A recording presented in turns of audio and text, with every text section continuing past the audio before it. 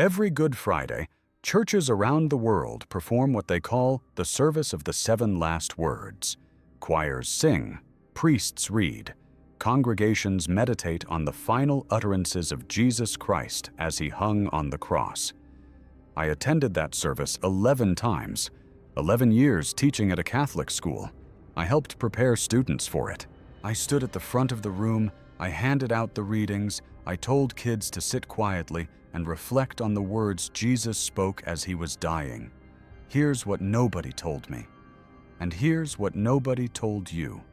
There is no such thing as the 7 last words of Jesus. That phrase appears nowhere in the Bible, not once.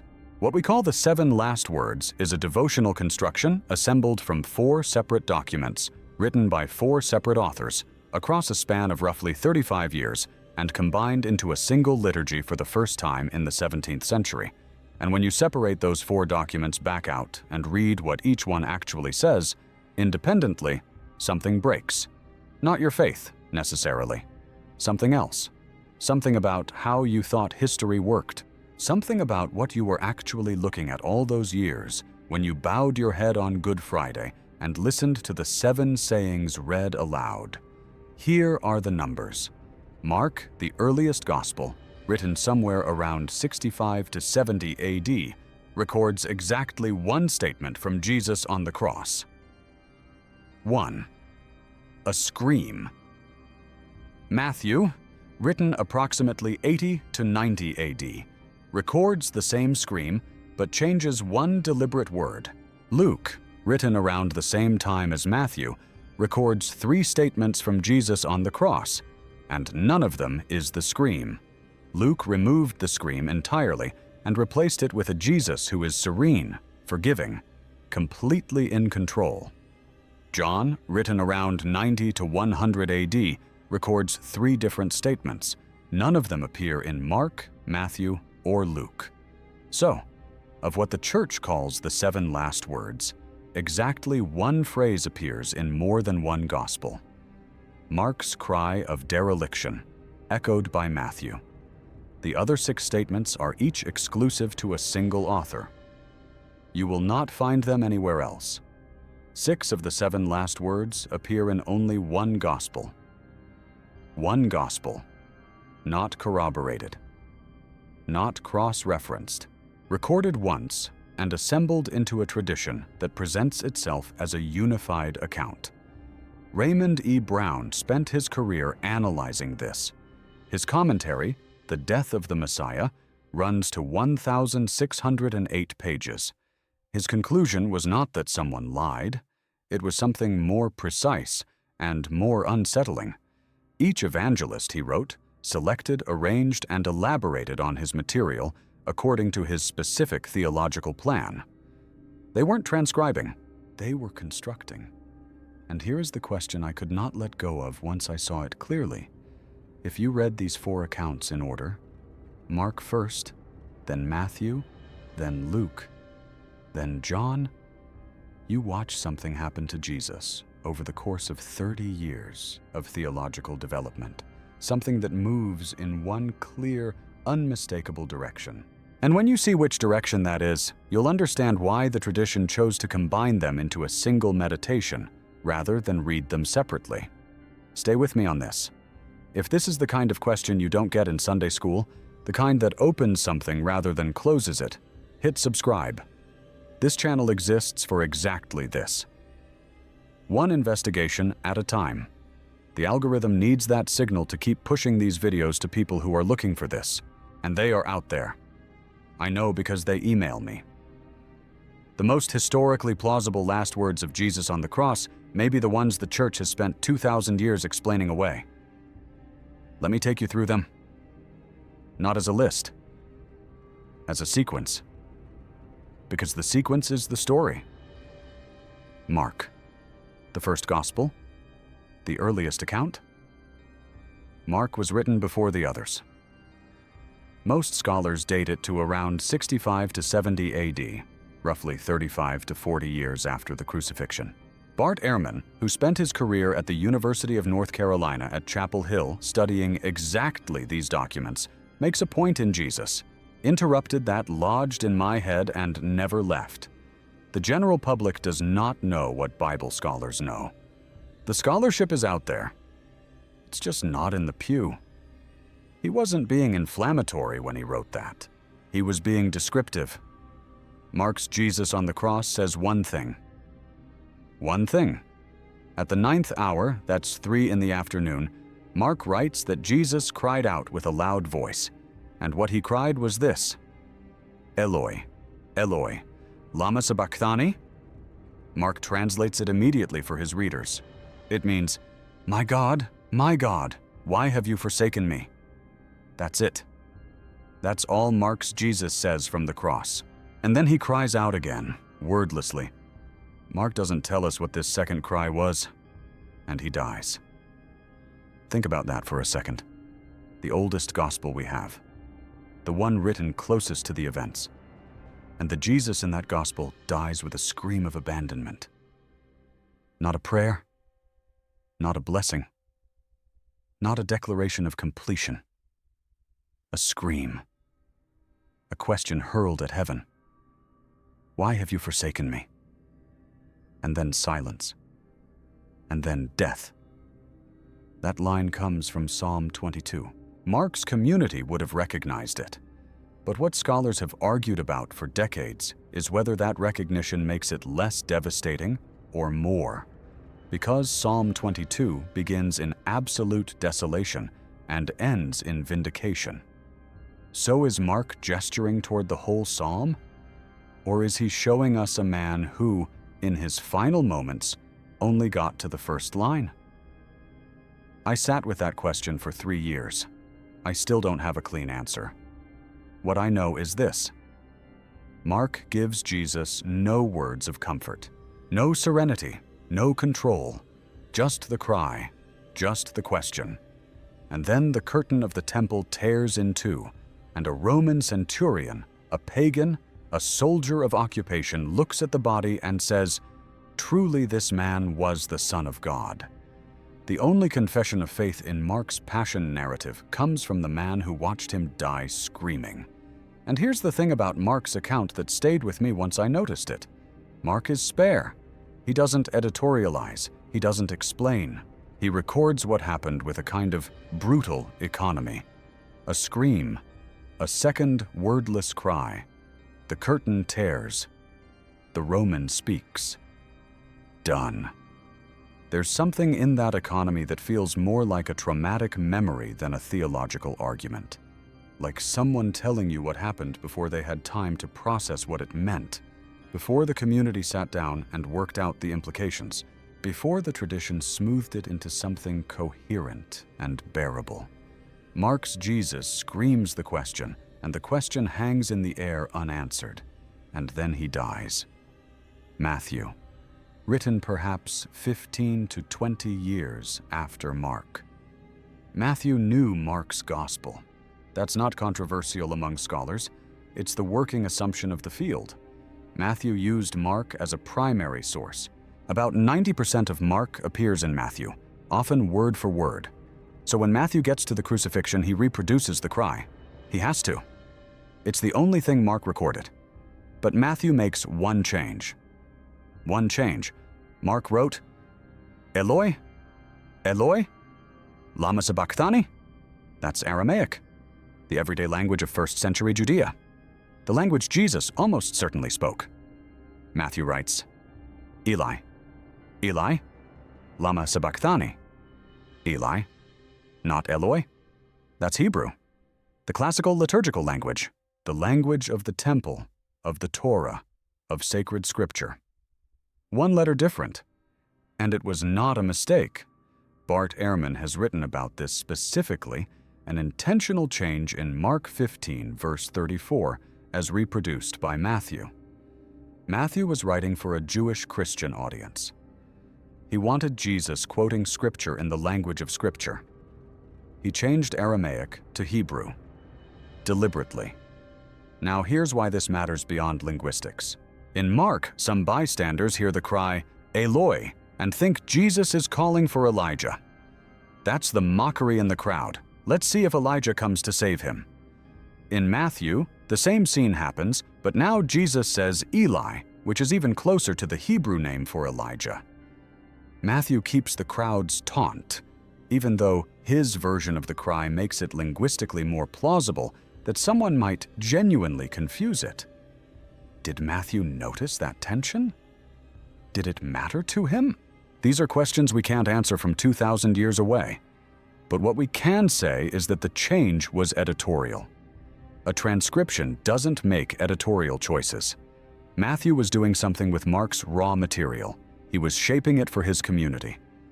And here's what stays with me. Even after Matthew's shaping, the cry of abandonment survives. Matthew didn't remove it. He couldn't or wouldn't. Something in the desolation of that line was too true to erase, but someone else did erase it. Luke. Written roughly the same period as Matthew, probably the early 80s AD. Luke is a careful writer. Elegant. He's the one who opens his gospel by explaining that he researched carefully, consulted those who were eyewitnesses, and set out to write an orderly account. He sounds like a historian, which is precisely why what he does with the crucifixion is so striking once you've read Mark first. Luke's Jesus on the cross says 3 things, and not one of them is Mark's cry. The scream is gone. In its place, Luke gives us 3 statements that present a completely different human being on the cross. The first, when the soldiers are nailing him up. Father, forgive them, for they do not know what they do. The second, to the criminal dying beside him. Today you will be with me in paradise. The third, Luke's final utterance, just before death. Father, into your hands I commend my spirit. Think about who that is. That is a Jesus who, as nails are driven through his hands, prays for the forgiveness of the people doing it, who offers paradise to a criminal dying beside him, who surrenders his spirit in peaceful trust. There is no agony here, no question hurled at heaven, no moment of abandonment. Luke's Jesus does not ask why God has forsaken him. He forgives. He promises paradise. He commends his spirit. That's a fundamentally different experience of dying on a cross. And now I need to tell you something that took me a long time to say out loud, even to myself. Luke 23, verse 34. Father, forgive them, for they do not know what they do. One of the most famous lines attributed to Jesus. One of the most frequently quoted. The line that appears on refrigerator magnets and church bulletins everywhere. That line is missing from some of the oldest manuscripts we have. Not all of them, but some of the most authoritative ones.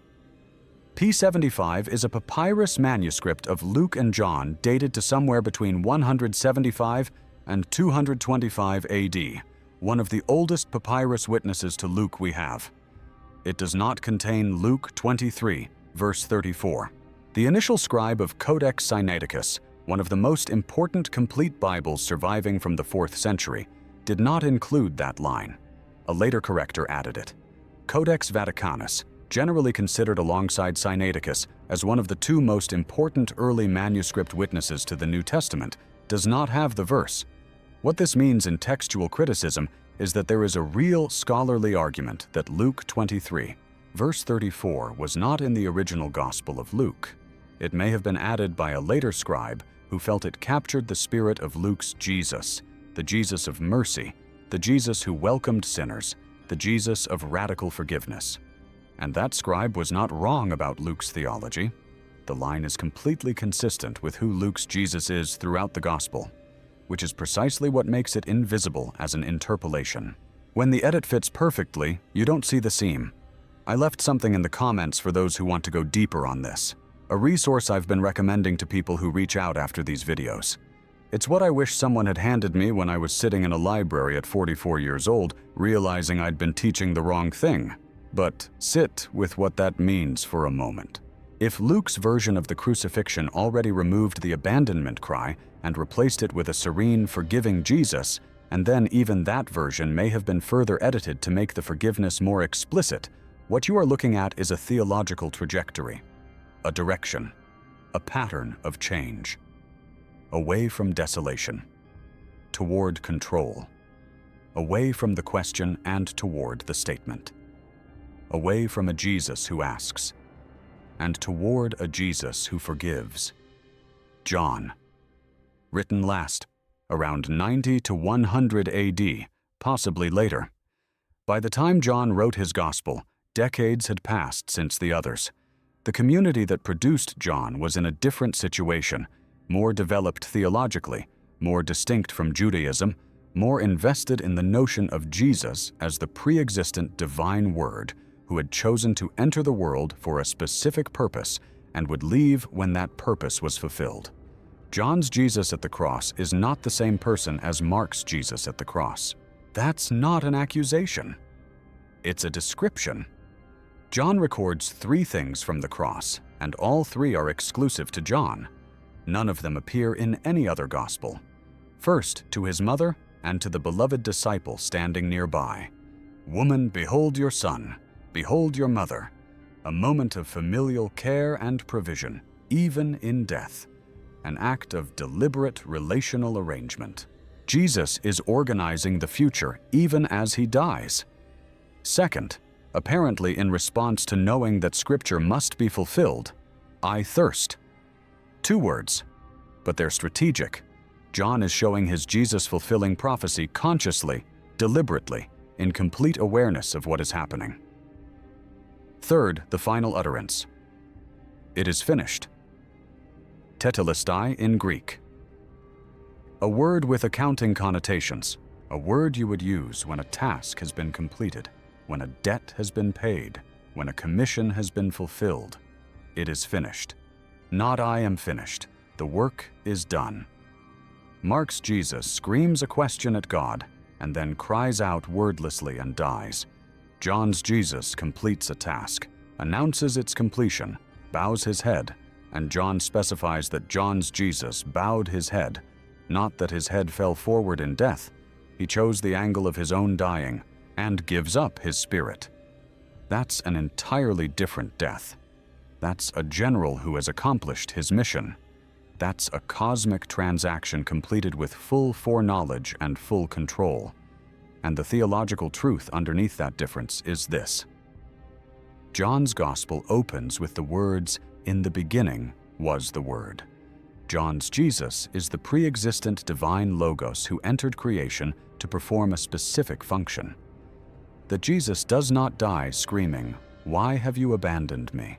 That would contradict everything John built. So John's Jesus doesn't. John's Jesus says it is finished and chooses to die. Is that history? Or is that theology dressed as history? Here is what I kept returning to, even years after I first started pulling on this thread. The devotional tradition of the 7 last words was formalized in the 17th century. A Jesuit priest assembled and meditated on the 7 utterances drawn from all 4 Gospels. Joseph Haydn composed a famous series of orchestral pieces based on them. The tradition spread through Catholic and then Protestant Christianity and became one of the most recognized features of Good Friday practice. That's the 17th century, 1,600 years after the crucifixion. The text that assembles the 7 utterances takes all 4 Gospels and layers them into a single harmonized sequence. Jesus said this, then this, then this, then this. A composite portrait drawn from 4 documents that do not agree about what happened, attributed to a single voice that no single gospel actually records. Think about that. The Good Friday tradition that generations of Christians have used to approach the death of Jesus, one of the most sacred liturgical practices in the Christian year, is built on a document that does not exist. There is no single account of the 7 last words. There never was. The 7 last words is itself a constructed text, an act of harmonization performed on documents that resist harmonization when read honestly. When I found that, I was sitting in the school library during lunch. I was 44 years old. I had been teaching this material for over a decade. I had told students, in the weeks before Good Friday, to read and reflect on the 7 last words as a window into the final moments of Jesus' life, as though it were a transcript, as though someone had been standing there with a pen and paper, writing down everything Jesus said. Nobody was. Or if they were, we don't have what they wrote. What we have are 4 theological documents written decades after the events, each shaped by the community that produced them, each telling the story of the death of Jesus in a way that answered the theological needs of that community. And those 4 communities needed different things. Mark's community, possibly writing in the aftermath of the Jewish-Roman War of 66 to 70 AD, a community under pressure, watching the temple destroyed, needed a Jesus who had experienced the full weight of human suffering, including the experience of divine silence. A Jesus who asked why and got no answer and died anyway. That's a Jesus for people in a crisis. That's a Jesus for people who know what it is to pray and feel nothing. Matthew's community, Jewish Christian, needed a Jesus who was the fulfillment of Hebrew scripture. The cry reproduced in Hebrew, the cry from Psalm 22, the cry that connects Jesus to the full tradition of Jewish lament and eventual vindication. That's a Jesus who inhabits the scriptures, who dies inside them, who cannot be separated from the tradition. Luke's community needed a Jesus who modeled the behavior they were trying to practice: forgiveness, inclusion, welcome for sinners and outcasts. A Jesus who forgives his executioners from the cross, who welcomes a criminal into paradise in his final breath, who surrenders peacefully. That's a pastoral Jesus, a Jesus you can follow. John's community needed a Jesus who was divine from beginning to end, who was never not in control, who chose his moment of death, who completed the work he came to complete and announced that completion. That's a cosmic Jesus, a Jesus whose death is a transaction in a larger economy of salvation that his human followers can participate in but cannot fully comprehend. 4 communities. 4 answers to the same question. What happened on the cross and what did it mean? And the tradition that came after them took all 4 answers and said, yes, all of these, together. The 7 last words, which is beautiful in a way, and dishonest in a way. Here is what I think is the most important thing to hold on to after all of this. When I left the school and when I started making these videos, the thing I kept trying to articulate was this. The problem isn't that the Gospels disagree. That's not surprising. Multiple accounts of the same event always disagree. The problem is that the disagreement was hidden, combined away, layered into a harmonized meditation that presented 4 incompatible accounts as one unified testimony. And what got lost in the harmonization was the thing that Mark preserved: the abandonment cry, the question with no answer, the Jesus who screams into divine silence and gets nothing back. That's the Jesus who terrifies institutions, because that Jesus doesn't validate authority, that Jesus doesn't provide clean doctrine, that Jesus doesn't complete the transaction, that Jesus just asks the question. And the question he asks is the one that every human being who has ever prayed and felt nothing has also asked. My God, why have you forsaken me? The theological tradition has spent 2,000 years explaining why that line doesn't mean what it sounds like it means. It means Jesus is quoting Psalm 22, they say. It means he's gesturing toward resurrection. It means even in the darkest moment, he is performing an act of liturgical citation. Maybe, but it's also possible that the explanation is doing what explanations always do to uncomfortable things, making them comfortable. Raymond E. Brown held the tension. He didn't resolve it neatly. He looked at that cry and said, "Here is a man who, in his final moments, experienced the full weight of the silence of God." And he didn't explain it away. He described it. He sat with it. That's what I've been trying to do in this investigation. There's a detail in the academia.edu linguistic analysis of Mark 15, verse 34 that I want to mention before I close this out. The researchers found that the phrase as recorded in Mark mixes linguistic registers. It's not cleanly Aramaic, it's not cleanly Hebrew. It shows signs of oral transmission across multiple communities before it reached Mark's written text. The tradition about what Jesus said was already being processed before Mark wrote it down, already being shaped, already passing through the hands and memories and interpretive frameworks of the communities who carried it. Mark received it already processed, and still what he received, at the center of it, was a scream, a question, an experience of abandonment. Whatever else the oral tradition had done to the account, it had preserved that. And then Matthew received it and kept the scream, but changed one word. And then Luke received it and removed the scream entirely. And then John built a gospel from the beginning in which the scream was structurally impossible. That's the arc. 40 years, 4 documents, 1 direction. From the question toward the declaration. From the abandonment toward the completion. From the man who dies not knowing why toward the word that knows exactly what it has finished. J.J. Benitez spent years sitting with the human Jesus, the one underneath the theological construction, the one that the written tradition has been moving away from since Mark first put pen to papyrus. What Benitez kept returning to was the question of what we lose when we smooth the suffering into theology, when we take the scream and turn it into a liturgical citation, when we take the question and resolve it into a declaration. I came to Benitez through a colleague, a Spanish literature teacher, who pressed his books into my hands in the teacher's lounge one afternoon and said, "Read this. You'll understand why I couldn't stop thinking about it." And I did.